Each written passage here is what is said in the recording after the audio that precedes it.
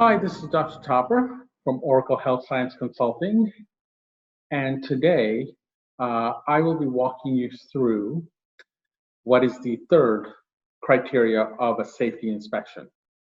So in the preceding videos, we already talked about standardization, then consistency. Now we'll be focusing on rationale.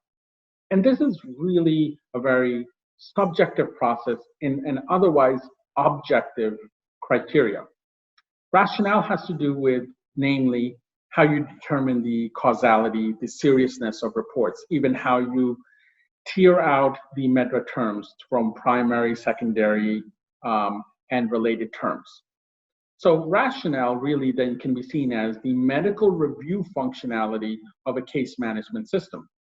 And often what the inspector wants to see is that how are you determining these reports?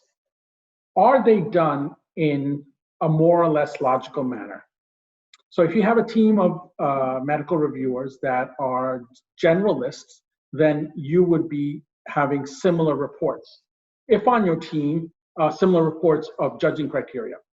If on your team you have a specialist, well, then you can see that the ingrained clinical knowledge will be much more dense than the generalist, and possibly you'll have a different determination on a report. Well, then it is these reports that will then be called out.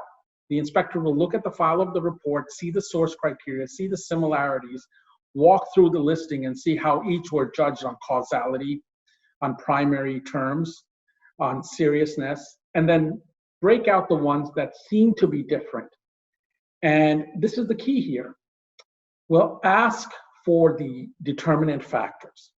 Now, in US inspections, generally, they will simply ask the head of safety, but in an ex-US inspection, such as the EMA, MHRA, they will even interview the medical reviewer. So a lot of prep needs to go into how to answer, and that's a completely different criteria that we don't have time to go into here today, but certainly we'll address in a different format, how to really prepare for inspections in an interview process. But you should know that the rationale has to do with the subjective criteria because it's the most humanistic element.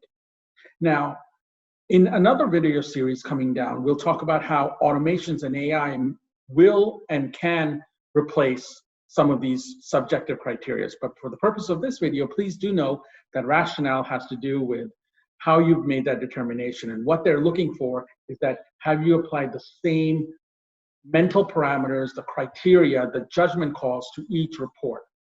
And you can certainly explain how you have junior, senior, more specialized clinical members, less specialized, more generalistic members. You can certainly walk along those terms, and those terms are valid and viable in audit defenses. This is Dr. Topper, Global Pharmacovigilance Director for Oracle Health Science Consulting. Do join me again for the next and final part of our inspections video as we walk through the criteria for audit and inspection.